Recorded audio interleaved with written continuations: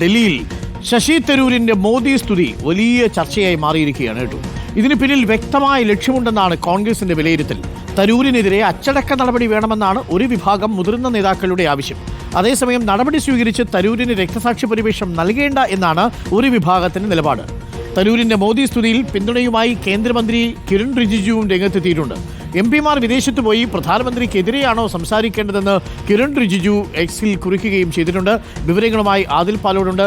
Adil Palode, very good morning. അതിൽ ചുരുക്കത്തിൽ ശശി തരൂരിനെ പ്രതിനിധി സംഘത്തിൻ്റെ നേതാവായിട്ട് അയച്ചിരിക്കുന്നു. അത് തിരിച്ചു വരുമ്പോൾ എങ്ങനെയാണ് വരുന്നത് എന്നുള്ളതിനെ കുറിച്ചാണ് ഇപ്പോൾ കേരളത്തിൽ ഇന്ത്യയിലുമൊക്കെ ചർച്ച നടക്കുന്നത്. ദേശീയ മാധ്യമങ്ങളൊക്കെ വലിയ പ്രാധാന്യത്തോടു കൂടിയാണ് ആ വാർത്ത കൈകാര്യം ചെയ്യുന്നത്. പ്രത്യേകിച്ചൊരു കോൺഗ്രസ് നേതാവ് തന്നെ രാജി തന്നെ ഇത് ട്വീറ്റ് ചെയ്യുക, ജയറാം രമേശ് അത് എക്സ്ട്വീറ്റ് ചെയ്യുക, BJP നേതാവിനെ പോലെ ശശി തരൂർ സംസാരിക്കുന്നു എന്ന് പറയുക. എന്തെങ്കിലും ചാഞ്ചാട്ടത്തെക്കുറിച്ചുള്ള സൂചന ഡൽഹിയിൽ നിന്ന് വരുന്നുണ്ടോ? തിരുവനന്തപുരത്ത് ഒരു ഉപതെരഞ്ഞെടുപ്പ് നടക്കൂ അടുത്തെങ്ങാനും.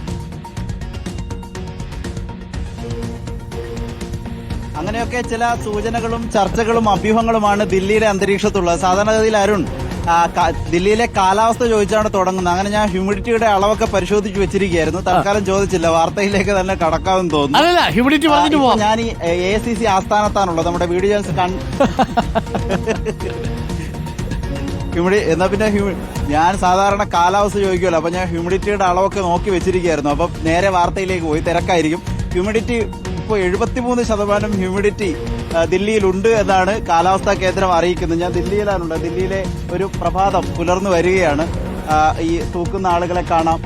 ഇതൊരു റിക്ഷകളുടെ ഒരു കേന്ദ്രമാണ്. അവിടെ നിന്ന് ആളുകൾ ഈ പരിസരത്ത് തന്നെ കിടന്നുറങ്ങുന്നു, റോഡിൽ കിടന്നുറങ്ങുന്നു. രാവിലെ എഴുന്നേറ്റ് റിക്ഷയും മറ്റു റിക്ഷകളും ഒക്കെ ആയിട്ട് ജീവിതത്തിലേക്ക് കടക്കുന്ന ഒരു പ്രഭാതമാണ് നമ്മൾ ഇവിടെ ഇപ്പോൾ ഈ കാണുന്നത്. സാധാരണഗതിയിൽ 30 മുതൽ 50% വരെയാണ് നോർമൽ ഹ്യൂമിഡിറ്റി. ഒരു 60% വരെ കംഫർട്ടബിൾ ആയിരിക്കും. പക്ഷേ ഇവിടെ ഇപ്പോഴും നമ്മൾ ഈ രാവിലെ നിൽക്കുമ്പോൾ പോലും നല്ല വേർക്കുന്നു എന്നുള്ളതാണ് ദില്ലിയിലെ കാലാവസ്ഥ. 40 ഡിഗ്രി സെൽഷ്യസ് വരെ താപനില പകൽ ഉയരുന്നുണ്ട്. ആ രൂപത്തിലാണ് കാലാവസ്ഥ. ഏതായാലും വാർത്തയിലേക്ക് വന്നാൽ അരുൺകുമാറായി കാണാം. AICC ആസ്ഥാനത്താണ് നമ്മളുള്ളത്. AICC ആസ്ഥാനത്ത് വലിയ ചർച്ചകളാണ്. അകത്തുള്ള ചർച്ചകളാണ് വളരെ പ്രധാനം. പുറത്തേക്ക് ആ ചർച്ചകൾ വരുന്നില്ലെങ്കിൽ കൂടി കഴിഞ്ഞ ദിവസം ശശി തരൂർ പനാമയിൽ പോയി മോദിയെ പുകഴ്ത്തിയതാണ് പ്രധാന ചർച്ചാ വിഷയം. അച്ചടക്ക നടപടി വേണം എന്നുള്ളതാണ്. മോദിയെ സ്തുതിക്കുന്നത് ആദ്യ തവണയല്ല ശശി തരൂരിന്റെ കാര്യത്തിൽ സംഭവിക്കുന്നത്. മോദിയെ സ്തുതിക്കുക മാത്രമല്ല, വിദേശ പര്യടനത്തിനുള്ള പ്രതിനിധി സംഘത്തെ നിയോഗിക്കുമ്പോൾ അതിൽ തന്നെ ഉൾപ്പെടുത്തിയത് പാർട്ടിയുമായി സംസാരിക്കുകയോ ചർച്ച ചെയ്യുകയോ ചെയ്തിരുന്നില്ല, അനുമതി വാങ്ങിയിരുന്നില്ല എന്ന ആക്ഷേപം കൂടി കോൺഗ്രസിന് ഉണ്ട്. ഈ കാര്യങ്ങൾ പരിഗണിച്ച് ഒരു അച്ചടക്ക നടപടിയിലേക്ക് പോകണം എന്നുള്ളതാണ് മുതിർന്ന നേതാക്കളുടെ ആവശ്യം.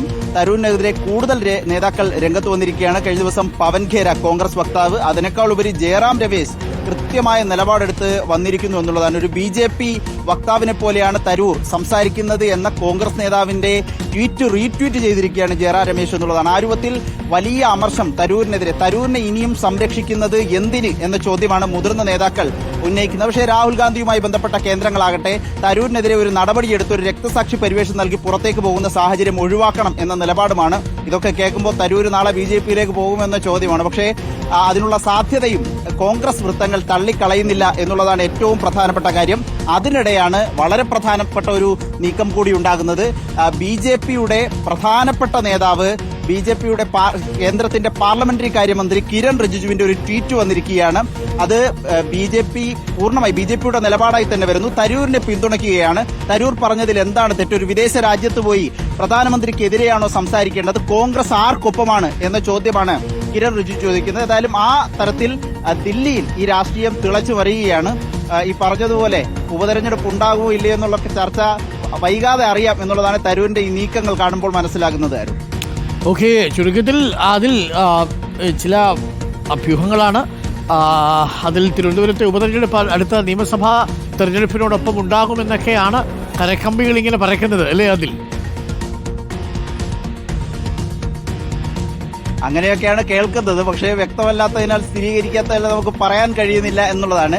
ഏതായാലും എന്തൊക്കെയോ ലക്ഷ്യമുണ്ട് എന്ന കോൺഗ്രസിന്റെ വിലയിരുത്തൽ ശരിയാണെന്ന് നമുക്ക് തോന്നിപ്പോകും. കാരണം കിട്ടുന്ന അവസരത്തിലൊക്കെ മോദിയെ പുകഴ്ത്തുക, കിട്ടുന്ന അവസരത്തിലൊക്കെ കോൺഗ്രസിന് ഒരു അടി കൊടുക്കുക എന്ന നിലയിലേക്ക് കോൺഗ്രസിന്റെ പ്രവർത്തക സമിതി അംഗം മാറുന്നു എന്ന് വരുമ്പോൾ കോൺഗ്രസിന്റെ ഒരു നയവും നിലപാടുമായി ചേർന്ന് പോകാൻ കഴിയാത്തൊരു സാഹചര്യം തരൂരിനുണ്ടെങ്കിൽ സ്വാഭാവികമായും പുറത്തേക്ക് എന്നുള്ളതാണ്. പക്ഷേ പുകച്ച് പുറത്ത് ചാടിക്കുക എന്നുള്ളത് ഇപ്പോൾ കോൺഗ്രസ് നേതൃത്വം കാണുന്നില്ല.